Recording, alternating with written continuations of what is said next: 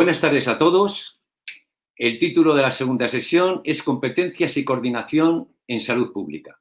Este título no es baladí, porque la pandemia ha sacado a la luz carencias antes más o menos ocultas que disponía el Sistema Nacional de Salud. Y hoy, reitero, han visto la luz. Esta tarde esta mesa busca respuestas. Y busca respuestas a preguntas que nos hacemos en el sector sanitario todos los días. ¿Debemos modificar o continuar con el modelo competencial en salud pública que tenemos actualmente? ¿Es nuestro nivel de coordinación eficaz? Si se necesitan cambios, ¿cuál es la dirección que debemos tomar? ¿Qué leyes que están vigentes en el momento actual deben modificarse? ¿O acaso debemos legislar de nuevo otras iniciativas? ¿Cuál es el papel actual que tiene que tener la farmacia comunitaria? ¿Cuáles son las propuestas para revivir y reforzar? ¿Es adecuado el papel que tienen los ayuntamientos? ¿Hacia dónde deben ir las corporaciones locales para implicarse más y mejor? El ámbito de esta mesa es transversal. Vais a enfocarlo cada uno de los ponentes desde un punto de vista distinto. Y eso creo que es positivo. Vais a tener 5 minutos de intervención. El orden en el que os voy a dar la palabra es el que viene en el programa. Después habrá un turno de réplica para aquel que quiera contestar. Después tendremos preguntas de los asistentes y también del moderador si es posible. Y si nos da tiempo, tendréis un minuto final, minuto de oro, para encajar las propuestas que os parezcan más oportunas. Sin más preámbulos, le doy en primer lugar la palabra a Dolors Montserrat. Es ministra de Sanidad, es portavoz en el Congreso de los Diputados por parte del Grupo Parlamentario Popular y en este momento portavoz de la delegación española del Grupo Popular en el Parlamento Europeo. Dolors, gracias por estar con nosotros y tienes la palabra. Primero que todo, muchísimas gracias a la Fundación por esta invitación. Intentaré en 5 minutos explicar pues, la visión de Europa sobre salud pública, sanidad también transfronteriza y hacia dónde va Europa. Yo sí que os pido disculpas, y lo sabía ya Mario desde buen principio cuando me invitasteis a esta mesa, que yo hoy tengo pleno y por tanto a las 7:15, 7:20 os tendré que dejar porque tengo que ir a votar. Pero he seguido la primera mesa y todo lo que pueda os voy a seguir.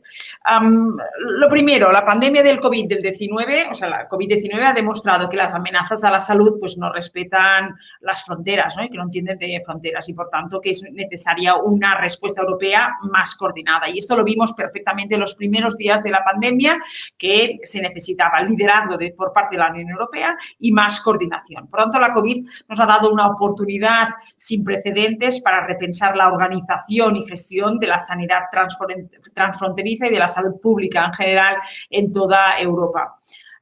Las tendencias, sobre todo, lo primero que ha hecho la Unión Europea es que ha aumentado exponencialmente la atención a la política sanitaria a nivel europeo, tanto desde los retos demográficos, los desafíos climáticos, el acceso a la innovación y al mejor tratamiento para todos, también la alta prevalencia de enfermedades crónicas y, sobre todo, la digitalización, este gran reto que tenemos de la transformación analógica a la digital y la sostenibilidad, por supuesto, de los sistemas de atención sanitaria. Los Estados miembros, también lo tengo que decir, siguen siendo, ¿no?, quienes tienen competencias en la mayoría de las políticas sanitarias que acabo de mencionar. Sin embargo, la Unión Europea tiene muchas más posibilidades de las que se utilizan actualmente y, por tanto, el COVID ha hecho que la Unión Europea repiense también estas competencias. El Tratado de la Unión Europea reconoce explícitamente el papel importante de la Unión, sobre todo dice el propio tratado que se orientará a mejorar la salud pública, o sea que es una de las competencias que tiene la Unión Europea, prevenir las enfermedades, promover la vigilancia, la alerta precoz, la lucha contra las amenazas transfronterizas graves para la salud. Por tanto, el Partido Popular Europeo, que es el partido mayoritario en el Parlamento Europeo, en la Unión Europea, así como la propia presidenta de la Comisión Europea, Ursula von der Leyen, también pues, del Partido Popular, hemos reforzado nuestro compromiso con la salud de todos los europeos. Y, por tanto, hemos dado, ¿no?, estos 4 o 5 meses hemos dado más instrumentos a la Unión Europea para atribuir más competencias a la Unión Europea e ir hacia lo que nosotros le llamamos la Europa, o sea, una Europa para la salud, una unión para la salud, donde vamos a tener más competencias, más coordinación y más visión transversal. Es esencial, el primer enfoque que hemos dicho y que todos estamos de acuerdo, todos los partidos políticos, es un enfoque de la salud para todas las políticas que se hagan en la Unión Europea, no solo para las políticas de salud, sino que sea integrar horizontalmente el enfoque de la salud en todas las reformas legislativas y, por tanto, en todas las políticas pertinentes, sea desde la agricultura, el transporte, el comercio internacional, la investigación, el medio ambiente y el clima. La acción de la Unión Europea puede marcar la diferencia, proporcionando este marco común para supervisar y coordinar, medidas, por tanto, de planificación estratégica más allá de las fronteras nacionales, haciendo, por tanto, que la preparación y la respuesta a amenazas para la salud pública sean más rápidas, más armonizadas, más eficaces y más coordinadas. Por tanto, ¿qué hemos hecho estos meses y qué es lo que de esto quedan para siempre? Lo primero, reforzar la Agencia Europea del Medicamento y hemos acelerado, por tanto, el proceso de aprobación de vacunas o fármacos, siempre manteniendo la seguridad del paciente, por supuesto. Luego, la Comisión Europea está financiando más de 100 equipos de investigación en toda Europa para la búsqueda de la vacuna y también de tratamientos eficaces contra el COVID. Se han implementado directrices y apoyo financiero pues, para el tratamiento del COVID en otros Estados miembros. Por ejemplo, vimos como pacientes italianos eran trasladados y destinados a hospitales de Alemania. Por tanto, teníamos muy claro, ¿no?, que queremos ir hacia esta Unión Europea. También hemos movilizado pues, instrumentos tan válidos como el mecanismo de protección civil de la UE, así como compras centralizadas para llevar pues, más equipos de protecciones a todos los Estados miembros que más lo necesitaran. Por tanto, cada Estado miembro ha adoptado, también nos hemos visto con otro desafío, este segundo desafío después del confinamiento, en esta segunda ola, que en Europa pues, también estamos discutiendo si es una segunda ola o es, ¿no?, la segunda parte de la primera ola, donde hemos visto como no ha habido coordinación y cada Estado miembro, en base a sus competencias, ha adoptado restricciones al movimiento de personas y bienes sin ningún tipo de armonía ni cooperación entre el conjunto de los países de la Unión. Y, por tanto, teníamos muy claro desde el Parlamento y desde la propia Comisión Europea que teníamos que preservar el espacio Schengen, que tenemos que reforzar este liderazgo y esta coordinación y que tenemos que proteger también los derechos de la libre circulación tanto de personas como de bienes, garantizando siempre la salud pública de todos. Por tanto, llegamos a un acuerdo, Comisión y con todos los Estados miembros, que tenemos que unificar los criterios para adoptar pues, las medidas de confinamiento restrictivas y, por tanto, pues, hemos establecido un código de colores común para definir las zonas según el número de casos, con la publicación semanal de un mapa por parte del Centro Europeo para la Prevención y el Control de enfermedades, así como lo que hemos hecho es un enfoque común para los viajeros procedentes de zonas de alto riesgo. Lo que no podía ser es que en una misma Unión Europea te encontraras que personas, viajeros, estudiantes, Erasmus, quiero pensar en todos los estudiantes, en todas las pequeñas y medianas empresas que sus empresarios se mueven, trabajadores, o sea, toda la persona europea que se movía, te podías encontrar que tú venías de un país que se consideraba zona roja y que te hacían hacer cuarentena, o al revés también, que venías de zona roja y que no te hacían hacer cuarentena y que no tenías que pasar por un PCR. Por tanto, la Unión Europea, con esta intención de coordinar, de liderazgo y demás, ¿no?, una unión de la salud, pues hemos tenido claro este enfoque común para todos los viajeros. Cuando digo viajeros no estoy pensando en turistas, sino en todo en general, también turistas. Y luego, por tanto, que hubiera una información clara y oportuna a todos los ciudadanos con igualdad de todos los Estados miembros. Por tanto, ahora es el momento, ¿no?, que ha llegado de aplicar las lecciones aprendidas. Os he explicado un poco qué hemos hecho justo en el momento del COVID, qué hemos hecho en esta segunda ola para coordinar todas las fronteras que no existen en la Unión Europea, pero todas estas restricciones que cada Estado miembro iba imponiendo por sus competencias, y ahora pues llega el momento de aplicar las lecciones aprendidas. La realidad ha demostrado que no podemos superar esta crisis ni futuras crisis de salud pública actuando por nuestra cuenta ni enfrentando las competencias nacionales con las europeas, sino solo se puede hacer si trabajamos juntos, más coordinados y sobre todo con más coordinación, teniendo muy claro cuál es el papel también de esta Unión Europea. El Parlamento ha solicitado que el presupuesto, para ponerlo fácil, el presupuesto de la Unión Europea debe centrarse más en la salud. Sabéis que el presupuesto de la Unión Europea se negocia cada 7 años. Ahora estamos negociando el presupuesto de la Unión Europea para el próximo 2021 al 2027 y, por tanto, hemos tenido muy claro desde el Partido Popular y todas las fuerzas políticas que lo que he dicho antes, ¿no? Que tenemos, ¿no? Uno de los grandes objetivos es la salud en Europa y, por tanto, hemos creado un nuevo programa que se llama el Europe for Health, o sea, el programa para la salud, ¿no? Europa para la salud, donde gracias a este programa es un programa, antes ya existía este programa, es el 4º programa que existe, pero este programa es la primera vez que es autónomo, que no depende de un fondo social, sino que es un propio instrumento como tal, con financiación, con ambición y con autonomía, donde este programa nos va a permitir, ya que hoy estamos hablando, ¿no? de toda la parte exterior, transfronteriza y de salud pública, pues nos va a permitir invertir en la creación de reservas de suministros médicos en casos de crisis para todos los Estados miembros, nos va a permitir crear una reserva de personal y expertos en el ámbito de la salud que pueda movilizarse en cualquier Estado miembro para prevenir o combatir crisis sanitarias en la UE, también formar a profesionales sanitarios para su despliegue en toda la Unión, también aumentar la vigilancia de las amenazas para la salud y mejorar sobre todo la resiliencia de los sistemas sanitarios nacionales para garantizar mejores resultados para todos en materia de salud. Por tanto, este es un gran programa que se pone en marcha esta legislatura y luego también hemos pedido el fortalecimiento del Centro Europeo para la Prevención y el Control de las Enfermedades, es decir, no solo le vamos a dar más competencias y más fortalecimiento a la Agencia Europea del Medicamento, sino también al Centro Europeo para la Prevención y el Control de las Enfermedades. También hemos decidido crear una nueva agencia. Termino. Hemos decidido crear una agencia para la investigación y desarrollo biomédico avanzado, que se llama el BARDA, ¿no? Que nos va a permitir estar más preparados y más resilientes frente a nuevas amenazas transfronterizas, sean pues pandemias o también salud pública en general. Y luego hemos afrontado ya la década digital, queremos pasar de la transformación y queremos hacer la transición de la era analógica a la digital, con Big Data, con inteligencia artificial y con genómica. ¿Y esto qué significa? Pues que podremos tener un gran Big Data europeo donde poner a todo, y os pongo el ejemplo, por ejemplo, del Plan Europeo contra el Cáncer, donde pretendemos tener 2 millones, 3 millones de pacientes europeos en este Big Data, pues que están diagnosticados de cáncer, los diferentes cánceres y, por tanto, cómo opera el cáncer en cada uno de los Estados miembros, en cada una de las edades, en cada una de las regiones. Y esto nos va a permitir tener mucha información y, por tanto, trabajar mucho mejor en la prevención. Y para terminar, tema vacunas. Creo que es importante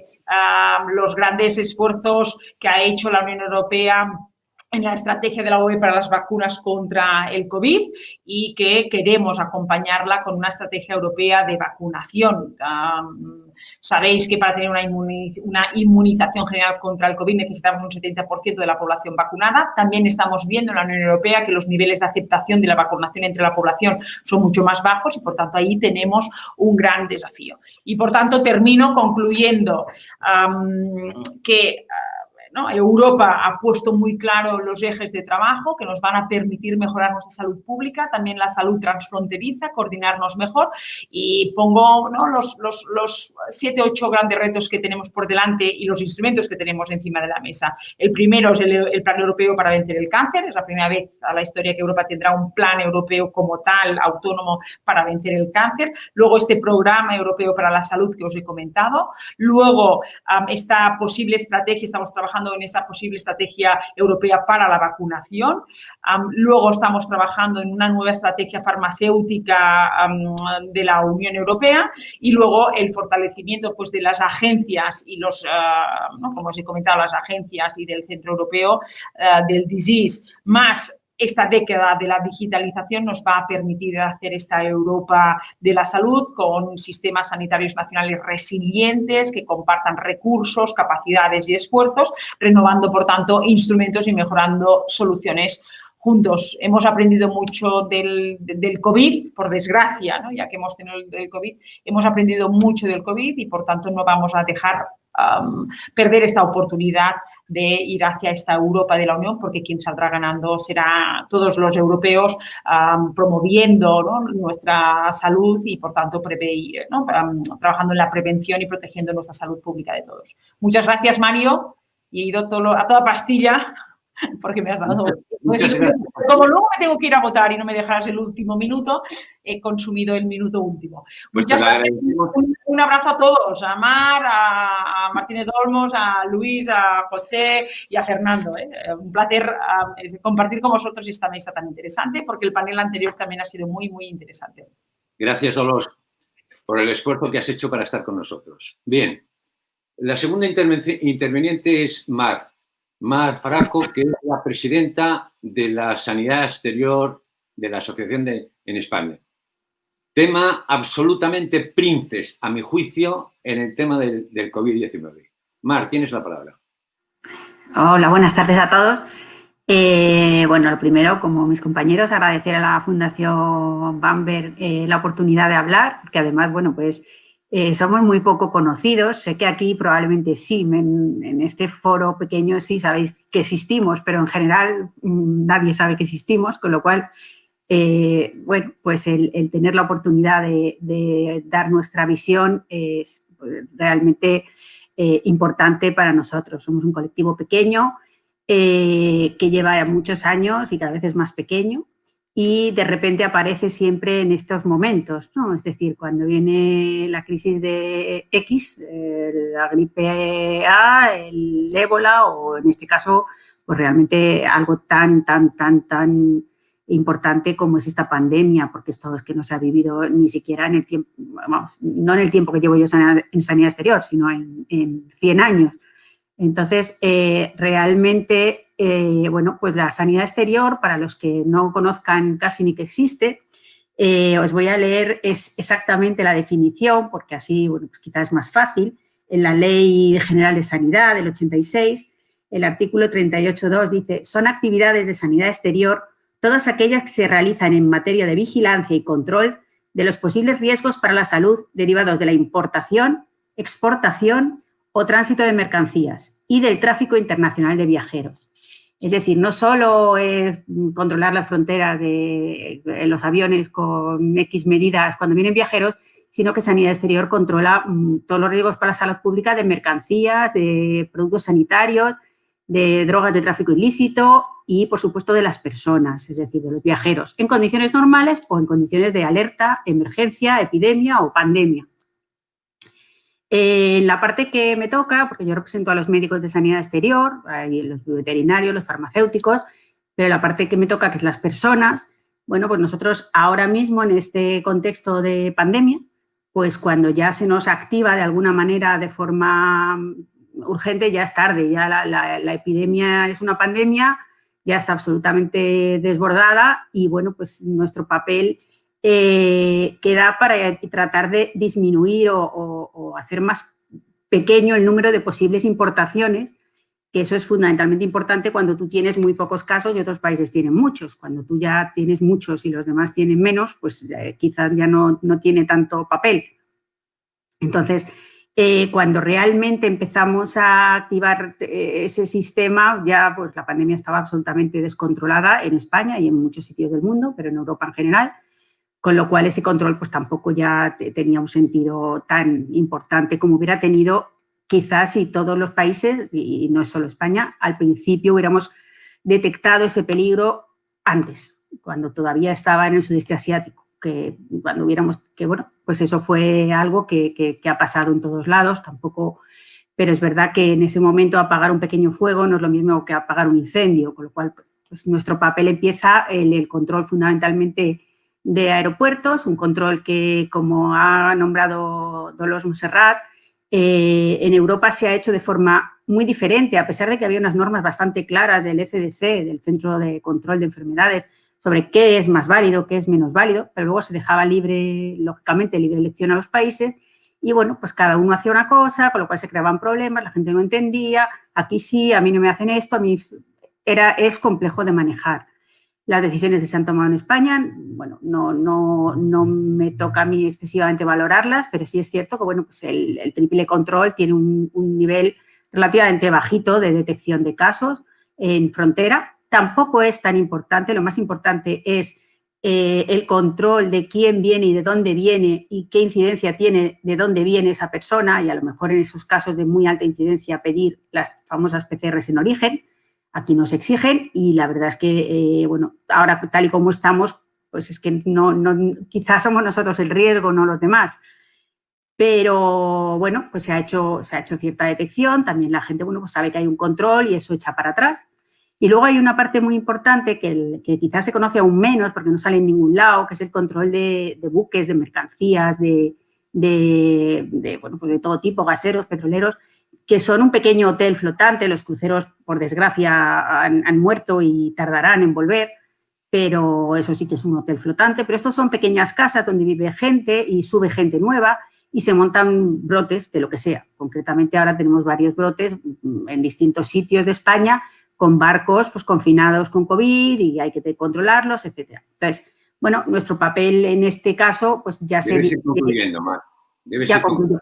ha quedado en eso. Ahora mismo es lo que nos toca. Mi petición a la larga sería que la sanidad exterior estuviera más integrada con la salud pública en general, con la atención primaria especializada, y también que, bueno, pues que hubiera recursos y se nos activara a tiempo, o por lo menos con más tiempo, no ya cuando ya la cosa se ha despendolado.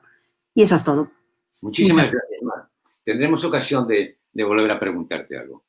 Pepe Martínez Olmos, senador, diputado, secretario general de Sanidad durante muchísimos años, epidemiólogo, profesor de salud pública en la Escuela de Andaluza, buen amigo y un hombre extraordinariamente reconocido en el ámbito sanitario. Tienes la palabra, Pepe. Pues buenas tardes, gracias Mario, gracias a la Fundación por invitarme. Buenas tardes a mis compañeros de mesa. Un saludo especial a Dolores, con la que también tuve una magnífica relación dentro de lo que es lógicamente la discrepancia que en la política existe, pero en todos los aspectos en los que hemos tenido siempre que trabajar para beneficio de los ciudadanos, el espacio de colaboración y de entendimiento se va ensanchando, y en salud pública mucho más, ¿no?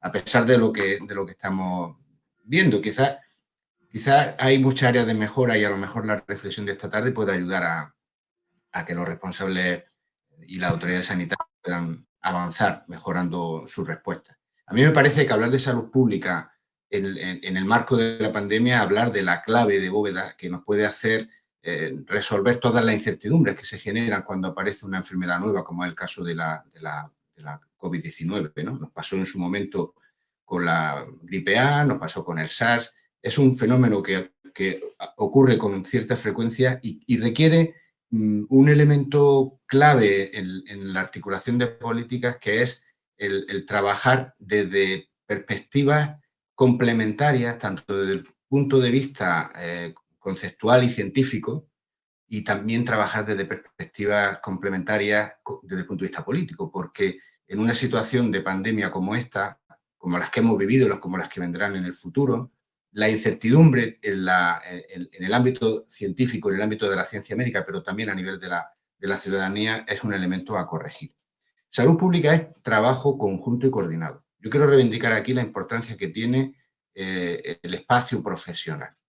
En salud pública todas las profesiones son imprescindibles, pero es que además en salud pública están trabajando los médicos, las enfermeras, los farmacéuticos, los veterinarios y otro conjunto de profesionales y de profesiones que han surgido a lo largo del tiempo en el ámbito de la sanidad, pues fruto del avance científico. Hay bioinformáticos, hay biólogos, hay un montón de profesiones que hoy nos están ofreciendo respuestas concretas y que si trabajamos conjuntamente y coordinadamente se puede mejorar la respuesta a esta situación. Por eso me parece importante señalar esto, porque buena parte del espacio de mejora está en el desarrollo de espacios de encuentro, en la elaboración de protocolos basados en la evidencia que tienen que estar actualizándose conjuntamente y requieren la participación de todas las profesiones. Pero salud pública también es coordinación en el marco jurídico y político que nos encontramos. Dolores ha mencionado el papel que puede jugar la Unión Europea, donde me parece especialmente relevante el fortalecimiento de los instrumentos que tenemos de coordinación. Yo quiero señalar dos, la Agencia Europea de Medicamentos y el Centro de Control de Enfermedades, donde ese fortalecimiento técnico y de independencia, en el mejor sentido del término, nos puede ayudar a cuando hay que atender respuestas complejas y muchas veces polémicas, el que tengan el máximo de fundamento científico. Ahora nos vamos a enfrentar, afortunadamente espero que sea dentro de poco, a tener que incorporar la vacuna de la COVID-19 a la población, esperemos que sea cuanto antes, y la fortaleza de una institución como la Agencia Europea de Medicamentos dará mucha certidumbre a la ciudadanía y a los profesionales, incluso aunque tuviéramos que afrontar algunos efectos adversos cuando termine los ensayos clínicos, veremos con más precisión, pero siempre sobre la base de que la garantía de seguridad está dispuesta por una aportación técnica completa y competente como la de la Agencia Europea de Medicamentos. Pero también salud pública es coordinación en el ámbito estatal. El Ministerio de Sanidad y las comunidades autónomas, que tienen competencias compartidas en este ámbito, tienen que trabajar coordinadamente. Tú lo sabes bien, Mario, cuando tuvimos que afrontar la gestión de la pandemia de la gripe A, el trabajo conjunto de las administraciones en el seno del Consejo Interterritorial fue un elemento clave. Hoy también lo debe de ser. Y eso requiere fundamentalmente, en mi opinión, dos elementos que yo dejo aquí encima de la mesa para el debate. Uno es el fortalecimiento técnico de las instituciones. Yo creo que el Ministerio de Sanidad y las consejerías de salud tienen que sacar como una de las lecciones aprendidas de esta situación el hecho de tener la mejor dotación en recursos humanos y tecnológicos posible para afrontar los desafíos de salud pública que tenemos por delante en el futuro inmediato. Y esto es un mensaje que yo quiero dejar aquí, porque además hay que vincularlo a la formación universitaria e incluso a reforzar y a poner en valor el papel de las escuelas de salud pública para todo lo que tiene que ver con los contenidos conceptuales que incorporan los profesionales en esta materia. Y un segundo elemento de coordinación y de potenciación del trabajo conjunto requiere también el hecho de reconocer el liderazgo de cada quien según las circunstancias. En una situación de pandemia, todos tenemos que trabajar conjuntamente, pero ante una pandemia responde el Ministerio en nombre del Gobierno y el Gobierno en nombre de España. Pero esta es una responsabilidad de todos. Por ejemplo, ahora cuando hay una polémica en Madrid, podemos estar de acuerdo con la opción A o con la opción B, pero la regla de juego tiene que ser que la autoridad superior es la del Ministerio, para lo bueno y para lo malo. No quiero entrar ahora en la polémica concreta, sino pensando en el futuro. Si fortalecemos los lazos, si establecemos mecanismos de colaboración y de cooperación, pero cuando haya alguna discrepancia, que la puede haber, lógicamente alguien tiene que arbitrar la solución. Y aquí me parece que todo lo que sea gestionar desde el consenso político y desde el consenso técnico ayuda a resolver este tipo de cuestiones. Y una última cuestión que dejo aquí encima de la mesa para tratar de cumplir el tiempo que me han pedido. Tenemos que hacer muchas cosas en salud pública, tenemos que hacer muchas cosas para fortalecer y para mejorar nuestro sistema sanitario. Yo quiero también resaltar que tenemos un punto de partida con todos sus inconvenientes, pero que es, a mi juicio, tremendamente importante, y es las conclusiones de la Comisión de Reconstrucción del Congreso de los Diputados. Hay un acuerdo muy amplio de los grupos parlamentarios sobre cuáles deben de ser las líneas de reforma de futuro, también en el ámbito de la salud pública, y seguramente en salud pública con más consenso que en otro ámbito, a la hora de plantear, por ejemplo, ese centro estatal de salud pública o esa agencia de salud pública, por poner un ejemplo. Ese tiene que ser un punto de partida, porque si algo hemos visto en este momento tan difícil para la política y para la vida social, como algo esperanzador fue ese acuerdo. Es un gran acuerdo, incluso reconociendo los desacuerdos internos que puede haber entre grupos parlamentarios. Pero ese, digamos, protagonismo que tomaron los grupos políticos y esa generosidad de apoyar unas bases sólidas, a mí me parece que deben de ser el camino de futuro, y lo quiero dejar también ahí sentado, porque seguramente todos los que estamos aquí y los que nos están viendo, seguramente que nos encontraremos teniendo que desarrollar medidas como la haya. Gracias, don José.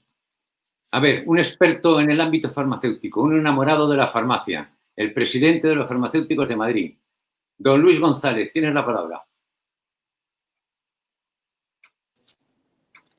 Mario, ¿me acabas de dar la palabra? Sí, sí. ¿Me escucháis? ¿No me veías o qué? ¿Sí que Luis. me escucháis? Sí, sí, te escuchamos. Vale, yo es que a Mario, perdón, no lo he escuchado. A José Martínez Olmo sí, así que te agradezco que nos hayas nombrado a los farmacéuticos. Y si me escucháis todo, pues bueno, pues me dirijo a todos y en primer lugar deciros Adelante, que por favor. estoy muy satisfecho Adelante. de acompañaros a todos vosotros hoy y que para mí la verdad pues es un placer estar entre todos vosotros. De verdad que se lo agradezco muchísimo.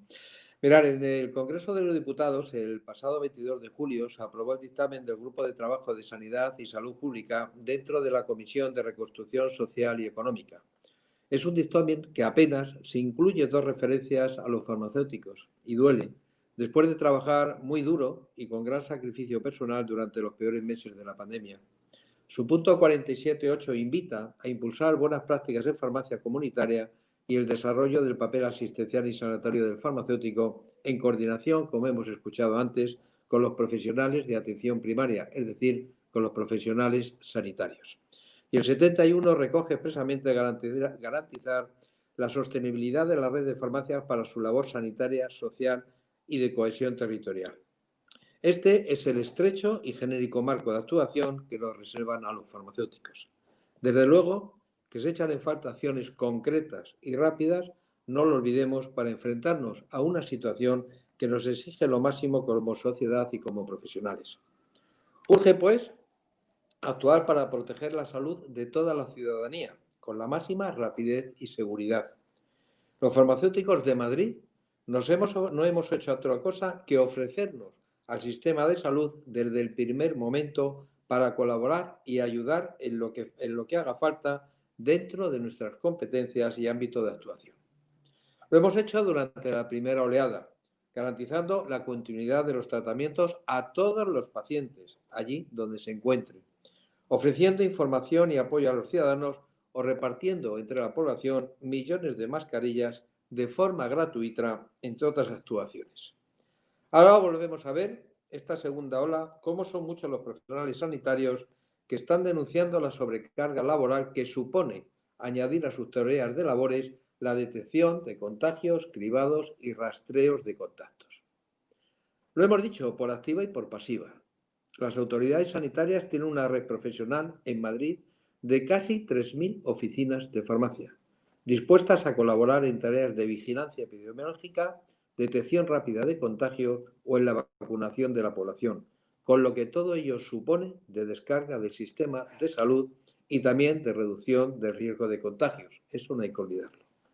Somos profesionales sanitarios, como acaba de decir el doctor Martínez Olmos, y las farmacias son establecimientos sanitarios que pueden contribuir a evitar el colapso de centros de salud y de hospitales. Gracias a Fernando Prados por tu labor al frente del Hospital de IFEMA. Te lo agradezco mucho, ahora que nombro hospitales. Como hemos demostrado durante la primera oleada. Por ello, nos hemos ofrecido a realizar test de detección de antígenos, incluidas PCRs, como ya se hace en otros países. No estamos pidiendo nada nuevo. Siempre en coordinación, repito, siempre en coordinación con los equipos de atención primaria de los servicios públicos de salud. No lo decimos solamente los farmacéuticos, lo dicen los pacientes. La presidenta de la Alianza General de Pacientes, Pilar Martínez, ha reclamado recientemente a la Administración que se implementen las medidas necesarias para dar protagonismo a la farmacia madrileña y poder agilizar así la realización de test rápidos de la COVID-19. ¿Qué duda cabe que podemos ser un importante recurso sanitario en la detección precoz de casos? Falta que nuestras autoridades sanitarias nos apoyen y se convenzan del extraordinario papel humano y profesional con que se cuentan las farmacias españolas. Lo mismo cabe decir de la vacunación con la gripe, que ya ha empezado la campaña. ¿Por qué no se permite a las farmacias ayudar en las estrategias de inmunización para ampliar así las oportunidades de vacunación de la población? Es lo que ya hacen 14 países europeos. Nos enfrentamos al reto de limitar la circulación del virus SARS-CoV-2 y evitar que coincida con la circulación masiva del virus de la gripe. Pero la pregunta sigue siendo, ¿qué van a hacer nuestras autoridades para impedirlo? ¿Son conscientes de que la población tiene miedo de acudir a los centros de salud por temor a contagiarse? ¿Cómo van a aumentar la tasa de vacunación en más de 20 puntos hasta alcanzar el objetivo del 75% de la población diana? De momento, lo único que podemos decir es que se ha bloqueado el mercado y no podemos acceder a vacunas antigripales. Una situación que puede plantear un problema para mutualistas, mayores en residencias y, en general, para quien no quiera ir o no pueda ir a un ambulatorio o centro de salud. En el colegio queremos estar preparados y para ellos hemos lanzado una formación dentro de nuestros cursos de formación que ha tenido una gran acogida, con el fin de que los farmacéuticos que lo deseen y que pueden estén listos para participar de forma muy activa en la campaña de vacunación contra la gripe. Creo que podemos desempeñar un gran papel en la identificación de pacientes en grupos de riesgos y facilitar el acceso de la población a una de las medidas de prevención más eficaces que existen. Es el momento de consolidar la red de farmacia como la farmacia de atención primaria, que forme parte de la estructura de atención primaria, las oficinas de farmacia, tanto en la zona rural como en la zona urbana. Los farmacéuticos estamos preparados para integrarnos y colaborar de forma efectiva con el resto de profesionales sanitarios, no me cansaré de decirlo, formando parte de esos equipos asistenciales y siempre en beneficio del paciente. Hemos dado, y termino, un paso muy importante durante la presente crisis. Nos hemos adaptado a las necesidades de los pacientes y del Sistema Nacional de Salud. Hemos demostrado, en definitiva, que somos parte de la solución. Y creo que estamos a tiempo y estoy seguro de que seremos capaces de ofrecer resultados muy positivos y en muy poco tiempo. Solo deseamos que cuenten con nosotros. Muchas gracias. Pues muchas gracias a ti, Luis, por tu estupenda intervención. Bien, nuestro siguiente ponente también es un gran experto en la administración pública. Ha ocupado diversos cargos en la Consejería de Sanidad de la Comunidad de Madrid y en este momento pues, ocupa un puesto de relevancia como subdirector general de Información y Coordinación del Ayuntamiento de Madrid y te pido que en tu intervención, que como es lógico tiene que ser la que tú quieras, pero me gustaría que hicieras alguna mención a la competencia de los ayuntamientos. Ya sabes que yo fui alcalde muchos años y tengo un especial interés por las administraciones locales. Don Fernando, gracias por participar y tienes la palabra. Muchísimas gracias, Mario. Muchísimas gracias a la Fundación por invitarme y es un placer estar con todos vosotros aquí hoy.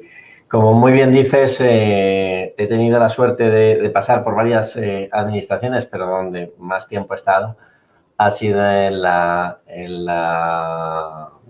el municipio de Madrid, en el Ayuntamiento de Madrid, aunque evidentemente también he tenido la suerte de trabajar para la Consejería de Sanidad de mi comunidad autónoma. Y la verdad es que mi intervención, como tú bien has dicho, irá encaminada a ese ámbito, al ámbito municipal, pero sí quiero decir que no va a ser muy larga porque casi todo ya lo habéis ido manejando vosotros. Habéis ido comentando muchos de los aspectos que yo debo resaltar, ¿no? En primer lugar, hemos hablado de la coordinación y la coordinación es una palabra que se utiliza demasiado, más de lo que se debería de utilizar porque realmente muchas veces la equivocamos o la ponemos en una situación que no es la correcta, ¿no? La verdadera coordinación es aquella que va buscando sinergias, ¿no? No va buscando una imposición o va buscando que la gente trabaje para mí o que yo haga lo que yo quiero hacer y que los demás se adecúen a lo que yo tengo que hacer, ¿no? Sino buscar un objetivo común, que eso es fundamental. Tenemos que pensar que el objetivo tiene que ser común y que todas las actuaciones deben de ir encaminadas a lograr ese objetivo y dentro de esas buscar qué actividades son las que, buscando ese objetivo, pueden potenciar otras actividades, otras áreas, ¿no? Muy bien ha dicho Luis que los farmacéuticos se han puesto a disposición del sistema y además se han puesto a disposición para eso mismo, ¿no? Para potenciar aquellas actividades donde el sistema no da una solución para lograr el objetivo que queremos encontrar, ¿no? Y esa es una de las funciones fundamentales que tenemos las administraciones que no tenemos la competencia, porque los municipios no tenemos competencia, sí en salud pública, pero más en salubridad y en higiene y en control de vectores, etcétera, etcétera. Pero en este caso, en asistencial, cuando existe una pandemia de este tipo, quien tiene la competencia es la comunidad autónoma y es el que debe de ejercerla y el que debe de liderarla, ¿no? Sí es verdad, como bien ha dicho José Martínez, que en una pandemia a nivel nacional, el Ministerio de Sanidad, lógicamente, tiene que ejercer un liderazgo. Pero también es verdad que cuando se ejerce un liderazgo tienes que tener un ejército, porque si tú no sabes, no tienes conocimiento de cómo funciona el sistema, si no tienes la realidad del potencial que tú tienes, porque muchas veces en estos casos además hay que inventarse, hay que innovar, hay que buscar soluciones donde antes no las tenías que buscar porque no existían esas necesidades, pues la verdad es que te quedas un poco corto, ¿no? Prueba de ello, por ejemplo, es que el propio Ministerio del Interior tuvo que crear las UMES, vamos, se crearon en el Ejército, en el otro ministerio, pero realmente lo que iba buscando es tener a alguien que pueda solucionar los problemas o por lo menos que puedan buscar esas soluciones cuando de verdad tú tienes unas competencias y tienes que ejercerlas, ¿no? Aquí ha pasado un poco lo mismo, ¿no? En el municipio, evidentemente, nos hemos puesto a disposición de la comunidad autónoma desde un principio y se ha buscado pues, solucionar aquellas cosas que no estaban previamente solucionadas, desde el seguimiento que se cumplan las normas. Está clarísimo que esas normas son nuevas, que involucran a toda la población, que involucran a muchísimas actividades que tienen que ejercerse de otra manera, como son los bares, como son otros espacios públicos donde la gente hace sociedad y, lógicamente, pues había que establecer un seguimiento y asegurar que se cumplen las normas. Por otro lado, informar a la población, esencial. Los municipios tienen a esa población cerca, saben cómo pueden dirigirse a ellas y qué tipo de población es para poderle transmitir esa información que es absolutamente necesaria en el caso de una pandemia. Colaborar, lógicamente, con la Administración, porque el Ayuntamiento de Madrid sí tiene efectivos para poder colaborar en salud pública, en atención primaria, pues tanto para el diagnóstico, para hacer las PCRs o para establecer también el control de la población a través de test de antígenos y también, lógicamente, establecer seguimiento de aquellas personas en confinamiento que requieren quedarse en su casa y que, por salud pública se les dice que tienen que quedarse en su casa, que cosa que, como hemos visto, no es tan fácil, ¿no? Por otro lado, también hemos trabajado muchísimo con las áreas de salud, porque realmente el sistema trabaja por áreas de salud, no trabaja por poblaciones. Por lo menos en Madrid esto es enorme. Y, lógicamente, las áreas de salud tienen conocimiento de cuáles son sus recursos, de cuáles son sus necesidades y de cuál es su población. Y sí es muy importante que cuando se trabaja, sobre todo en un ambiente diferente al habitual, en una situación extraordinaria, establezcamos que los que lleven la responsabilidad sean aquellos que la manejan habitualmente, porque son los que se conocen cómo está funcionando el sistema y por eso desde la consejería yo creo que de una forma muy acertada se trabajó, lógicamente, desde las propias áreas de salud. Pero ya digo que me gustaría resaltar, para finalizar, solamente un minuto, para finalizar, decir que me parece que en este trabajo los profesionales tienen un liderazgo esencial. Todos los profesionales, todos los sanitarios, cada uno tiene sus actividades. Esas actividades deben de buscar un objetivo común, un adaptarse a la situación que tenemos y, por lo tanto, resolver la situación. Y, por otro lado, buscar la variabilidad de los territorios. Cada municipio es diferente, cada espacio de nuestro sistema es diferente y lógicamente, tendremos que buscar las soluciones para cumplir todos con el mismo objetivo. Gracias, Fernando.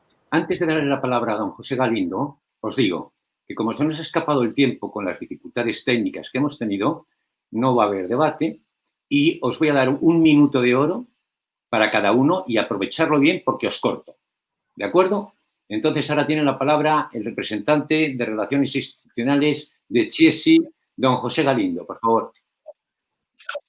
Gracias, Mario. Yo quería hacer una referencia a la mesa anterior, que ha sido muy interesante. Primero, felicitar a la Fundación Bamberg y, desde luego, a todos los ponentes de esta mesa y de la anterior, y agradecer a todos los que nos estén escuchando a esta hora, que ya se nos ha hecho bastante tarde. En la mesa anterior, López Parrilla ha incidido, ha hecho varias propuestas de innovación, y uno de los grandes problemas que yo creo que la atención primaria tiene es que el profesional está quemado. Yo creo que la base de todo es que hay mucho médico de familia que realmente se ha requemado con toda esta situación de COVID. Si les tenemos que meter más innovación y no les damos un buen entrenamiento, difícilmente vamos a mejorar su vida, sino que vamos a empeorarlo, porque yo creo que, como bien decía Martínez Olmos, habría que incorporar otros profesionales a la atención primaria, informáticos de la salud, que pudieran ayudar a implementar las historias digitales, clínicas digitales, que pudieran ayudarles en todo el tema de la burocracia, que yo creo que ese es uno de los grandes problemas. Hablando de lo que toca en esta mesa, sanidad exterior, que ha sido, si la atención primaria ha sido despriorizada, si la salud pública ha sido olvidada, ya no te digo la salud ambiental y la sanidad exterior y la salud internacional, que adquiere una nueva dimensión en esta crisis COVID, realmente han sido los que han estado dejados de la mano de Dios, y realmente es ahora cuando coge esa nueva dimensión. Respecto a todo lo que se ha dicho en toda la mesa, yo creo que deberíamos de pasar del diagnóstico a la acción. Llevamos diagnosticando, yo llevo desde el año 97 en la industria farmacéutica, en relaciones institucionales, llevo oyendo las mismas cosas, los mismos diagnósticos, las mismas propuestas de solución 25 años. Pero realmente lo que hay que hacer ahora es actuar. Como bien dice Pepe Martínez Olmos, el dictamen de la Mesa de Reconstrucción es muy acertado, es que recoge prácticamente todas las cosas que hemos dicho hoy. Pero es que es de perogrullo que, por ejemplo, el primer punto de salud pública lo que dice es que hay que desarrollar e implementar la Ley General de Salud Pública.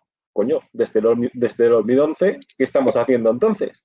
Entonces, tenemos que pasar a la acción. Ya no se trata de seguir diagnosticando, sino con todo lo que sabemos que se tiene que hacer y que lo habéis puesto todos los expertos que habéis estado en la mesa hoy, que sabéis que se tiene que hacer, coño, pues vamos a hacerlo y tiremos para adelante. Pero en cambio, lo que oigo es las últimas semanas, cuando hay una propuesta, que si los farmacéuticos vacunan, unos que se ponen en contra, que si los enfermeros invaden competencias del médico, que si a cada cosa que mueves, como siempre pasa en sanidad, siempre hay algo que se pone en contra. Coordinación, como decíais antes, coordinación e ir todos juntos, yo creo que es lo que se tiene que hacer. Y ahí también contar con la industria farmacéutica. No es el enemigo, es la parte que puede ayudar. Somos los que conocemos mejor nuestra innovación, nuestros productos y dispositivos. Es ahí donde nos tenemos que alinear todos y buscar soluciones de salud pública que nosotros podemos aportar, ahorrando costes al sistema en temas de adherencia, formación y demás. Hablo de un tema de formación en salud pública y me acuerdo del punto 47.2, Pepe, del dictamen de la Mesa de Reconstrucción, en el que se prohibirá, una de las pocas cosas concretas que dice el dictamen es que se prohibirá la colaboración de la industria farmacéutica en temas de formación en asociaciones científicas, a pacientes y demás. Pues hombre, yo creo que somos parte del sistema sanitario, se utiliza nuestra tecnología, nuestra innovación para mejorar la salud de la sociedad y creo que ahí podemos colaborar bastante bien. Y luego un tema que yo creo que también es de salud pública. Lo ha dicho Dolors, todo el tema del problema de suministros, abastecimiento de medicamentos y demás. Resulta que, ¿qué estamos haciendo durante los últimos años? Incentivar la deslocalización y la fabricación de medicamentos y de suministros fuera de España, fuera de la Unión Europea, en el otro lado del planeta, que incide en mayores sueldos, incide en una mayor huella de carbono para traer los medicamentos aquí, que está empeorando la salud ambiental, que empeora las mismas enfermedades que queremos solucionar.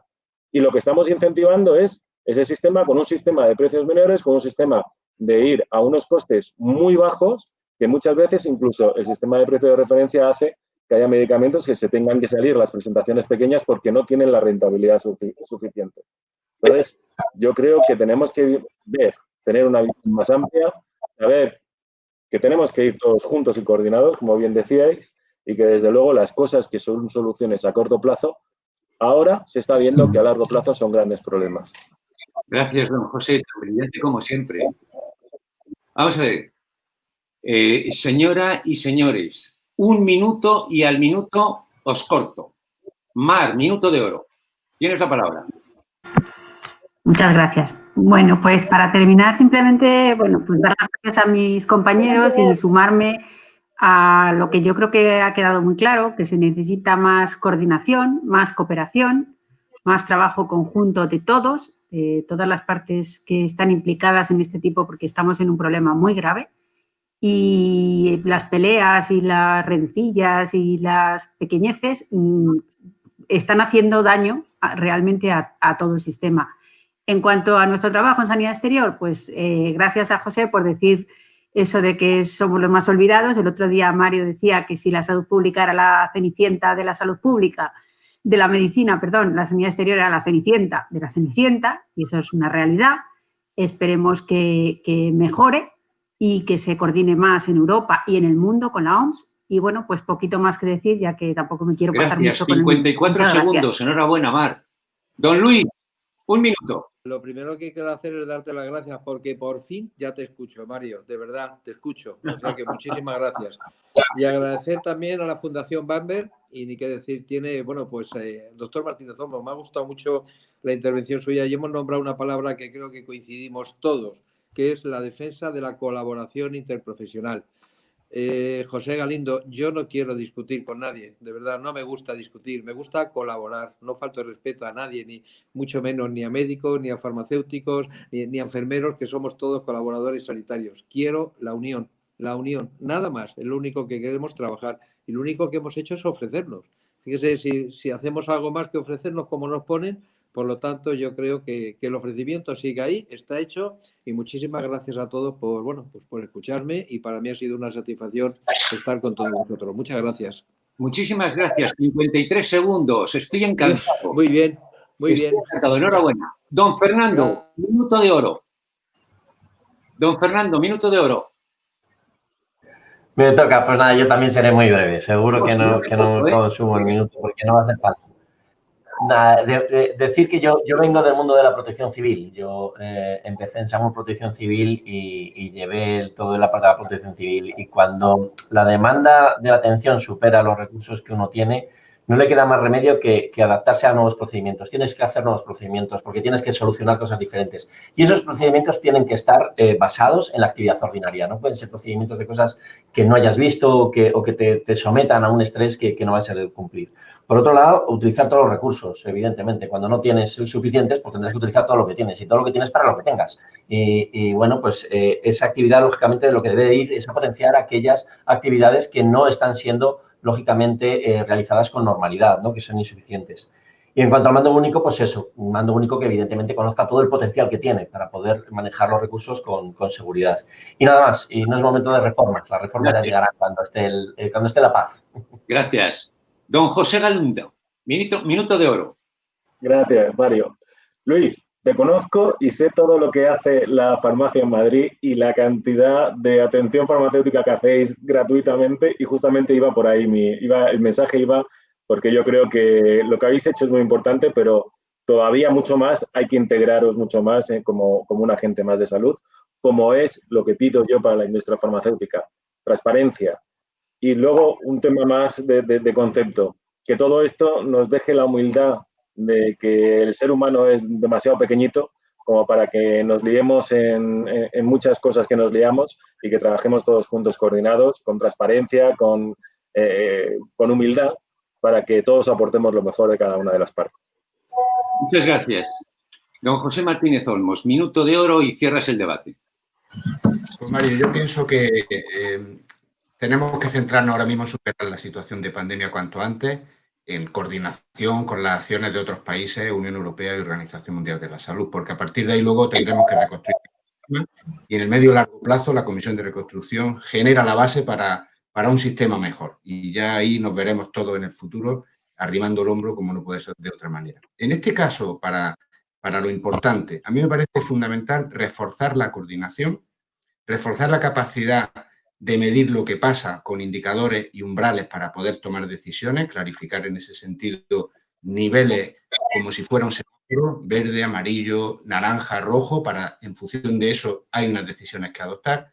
Y yo creo que desde ese punto de vista el trabajo debe ser de cogobernanza, pero si no, es el gobierno el que tiene que imponer una situación. Pero yo estoy seguro que vamos a seguir por cogobernanza y trabajando conjuntamente mejor que hasta ahora, porque a la pandemia le quedan todavía muchos capítulos por enseñarnos. Uno de ellos es disponer de la vacuna y aplicarla. Y termino. No podemos hacer nada sin más profesionales, sin más profesiones, sin más competencias. Desde luego, los profesionales de las farmacias son profesionales sanitarios, con competencia y son competentes para poder trabajar, siempre en el marco de una pandemia, en una situación excepcional, pues lógicamente bajo el paraguas de lo que digan las administraciones sanitarias, porque aquí cada soldadito tiene una tarea que realizar. Y no quiero dejar de señalar, porque Mar, agradezco que estés aquí. Yo he sido secretario general de Sanidad, sé que Sanidad Exterior tiene que ser más potenciada y de verdad hacéis un trabajo callado que solo se nota cuando hay una avalancha de actividad que es imposible de atender, ¿no? Por lo tanto, mi felicitación y mi agradecimiento al trabajo que estáis realizando. Mi agradecimiento al trabajo que habéis hecho todos en esta estupenda sesión. Habéis puesto corazón, inteligencia, ilusión y estáis enamorados de vuestro trabajo. Así que enhorabuena y gracias por vuestra participación. Ahora, en la jornada de clausura, tiene la responsabilidad el presidente de la Fundación, Ignacio Balboa, y el consejero de Murcia. Gracias a todos, buenas tardes.